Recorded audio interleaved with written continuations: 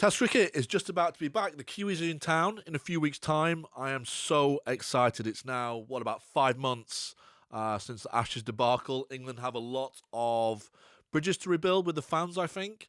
And look, I can't wait. County cricket's been underway for a few weeks now. The Kiwis always hold a special place in my heart. I played out there when I was a bit younger. Spent some time in Auckland. It's a lovely place. I have very, very fond memories of my time out there, and I'm looking forward to seeing them come over here. I know it's sort of like a quote unquote, Premier Series, but like the Aussies, the Kiwis will be ready, whether it's rugby, cricket, whatever it is.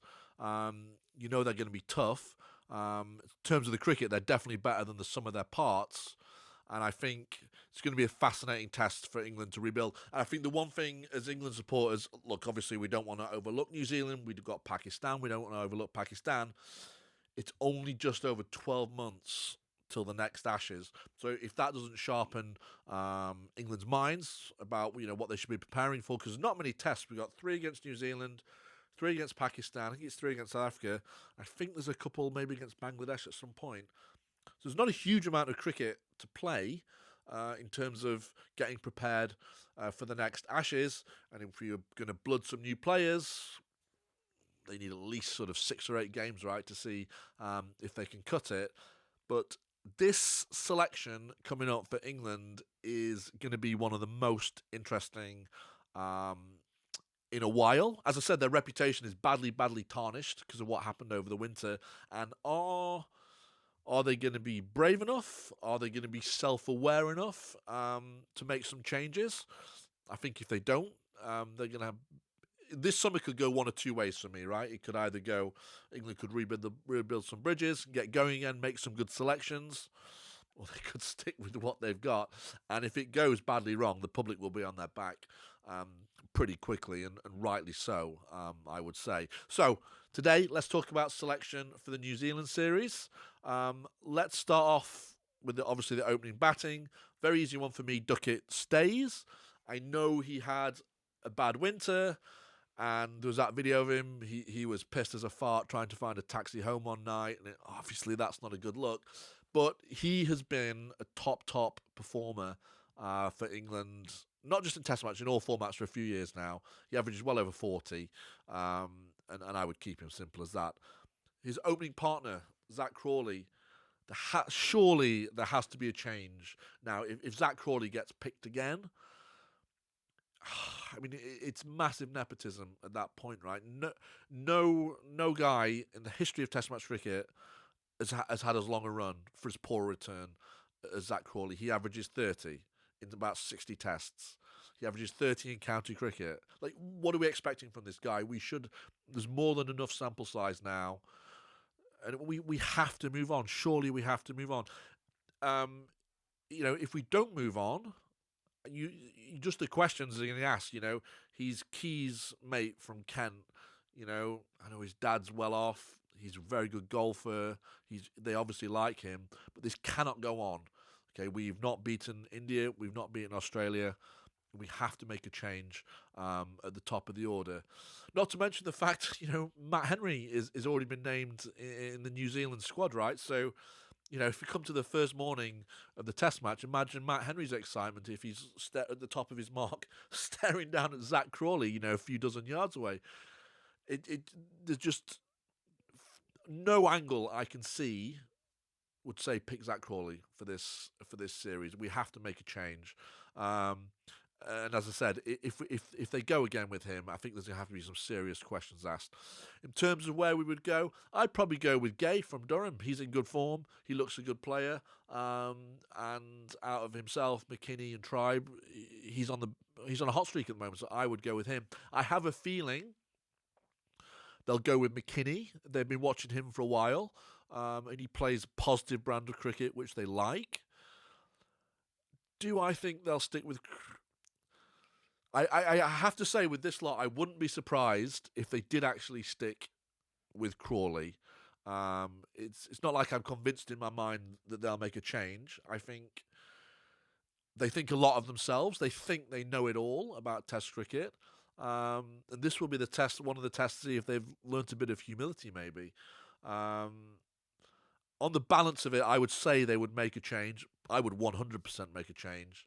But this is going to be an interesting one. Right, moving on. Bethel will be at 3. I mean, fair enough. He did play well at the end of the Ashes. I still had that shot in my mind at the Oval against India. That was a disgrace of a shot towards the end of last summer. But he batted well in Sydney. Fair's fair. I think Ollie Pope, for me, if Ollie Pope plays again, is he good enough to play as a keeper and bat further down? I don't think he's a number 3. I think he's too skittish. And yeah, I think it's nailed on. The Bethel would play at 3. Obviously, what is nailed on is Joe Root at 4. There's no further discussions on that. Him and Josh Tong were maybe the only guys to come out of this, the debacle in the winter, with any credit. 5 will be Harry Brook. This will sound a little bit crazy. I would be tempted if I was in the setup. And look, it is not to do with talent, right? But I would be tempted to just drop Harry Brook for a few games. The way he played was bad enough in the winter. He was just going for it from ball one. There was no, he just didn't give a shit about the situation of the game, what the team needed. He was just out to play shots. And what's really done it for me is the fact that, he did so already in the knowledge of what he'd done in that nightclub in New Zealand, and the fact that the ECB were going out of their way to cover that up, protect him.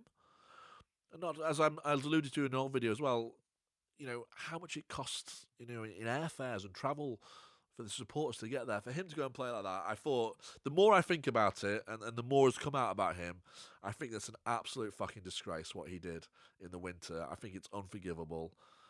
Will they drop him? They won't. That's just me talking. Brook will start at 5, and he's supremely talented. So hopefully, he can adjust his game a little bit. He's probably in line to be an ex-captain, so he needs to become a bit more responsible at some point. But Harry Brook will start at 5. Ben Stokes will be at 6. There's no doubt about that. I think I've always liked Stokes. The one thing I liked over the winter was you could tell he knew that what they were doing was not working. They'd been found out. Other teams had caught up with what they were onto, and at least he tried to adjust the way he played. Be interesting to see how his relationship with McCullum unfolds. Obviously, the outward talk is we're all fine. We agree on 95% of stuff, all that sort of thing. But let's see. There may be some divergence in approach between those two, but Stokes, he's bowling for Durham. He's opening the bowling for Durham. He seems fit. He's the obvious choice, the only choice for captain. So Stokes will be in at 6. Right, wicketkeeper. I would make a change. I again, after it's the same with Jamie Smith. I mean, what he served up over the winter, it was an embarrassment. It was a disgrace. He just did not take Test match cricket, the peak form of Test match cricket, seriously. Those shots against Labuschagne, the skyer off Mitchell Stark, both times he was set, his keeping. Don't forget the second half of the India series, he badly tailed off as well. I would get him out the door with Crawley.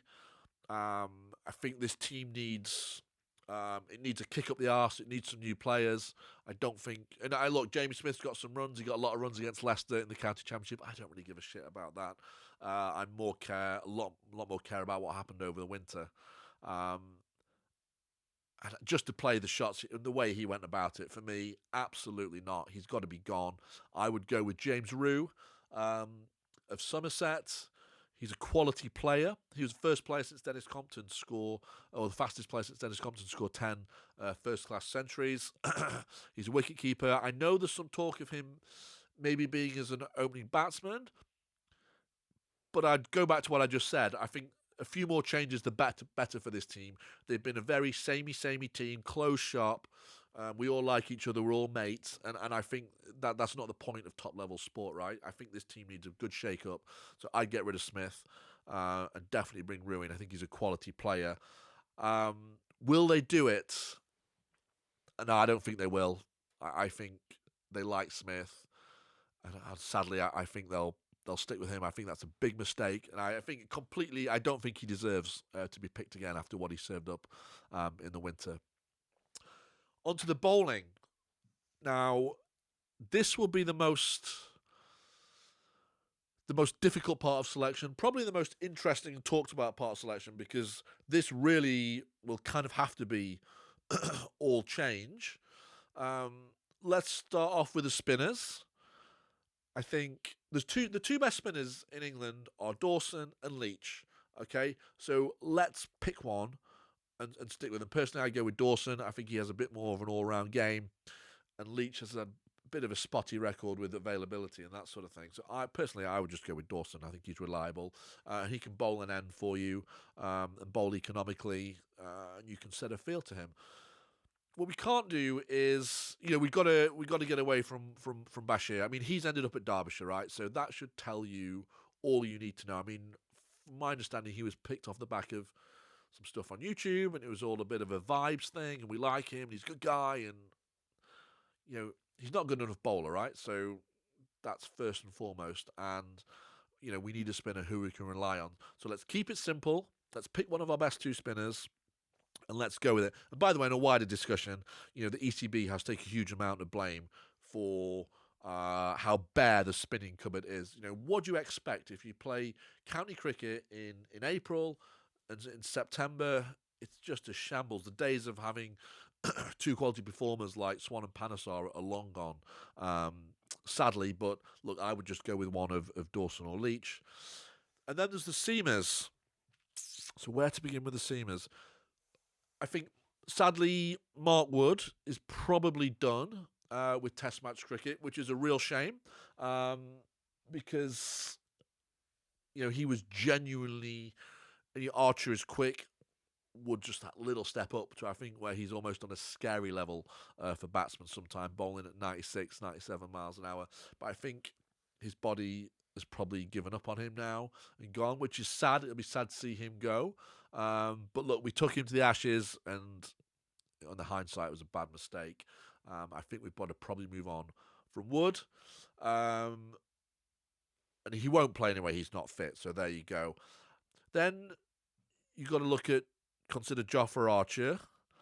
I mean, Jofra Archer, I have just had a look back. He has been a fully contracted England cricketer all these years, year after year after year. And between early 2021 and summer of 20, he didn't even play a test match. I mean, this guy is a mercenary. These contracts are worth, seemingly, I've looked, they seem to be worth up to £800,000 a year. Plus, I presume all his, he's always on the operating table, right? So the cost of his rehab, his operations, the medical stuff. I mean, he has leached millions and millions of pounds off English cricket, and basically and for 4 years was unavailable. It's just. It's it's like a fraud or a scandal or something. Why is nobody else talking about this? Why has this not been pointed out in English cricket at a time where English cricket finances are stretched? We've had to sell off a huge amount of county cricket. There's ridiculous 100 stuff just to raise money, to keep the ship going. And this guy has done. He didn't play for 4 years. He briefly got fit in 23, and what did he do? He went and played IPL. What's he doing now? He played 3 tests in the winter. He bowled well in the first innings of the Ashes, and then he had a little go at Smith, but the game was over by then. It's just there's no heart in him. See, the series is over, we lose. Oh, he's injured. What do you know? He's fit to play IPL, and that's his priority. After he has had millions and millions of pounds out of English cricket in the last sort of 7 or 8 years, it's absolutely shocking. Jofra Archer's about Jofra Archer, right? He doesn't give a shit about England, about English Test cricket, and we should move on from him. This is another Rob Key legacy. This is amazing how Rob Key, he's managed to keep his job. I looked 2023, 2024, the contracts for England. So this is right in the middle where Archer is doing absolutely fuck all in exchange for vast amounts of money. This is the peak of him perfecting how to get paid a lot of money for doing nothing. And at that point, they gave him a 2-year contract. I get with professional sportsmen, there's an element of they will pick up injuries. Fair enough. You have to have an allowance for that. But just to be doling out 2-year contract to somebody who cannot fulfill at all the most basic premise of a contract, which is to perform the activity in that contract to any degree, is just it's just shocking. Um, for me, he's got to go. He won't be playing anyway because obviously he prioritises IPL. Even if he was fit, I think he's not. He's not come back and played for Sussex. He's not interested. And by the way, he's played 18 tests in all this time. He averages just over 30.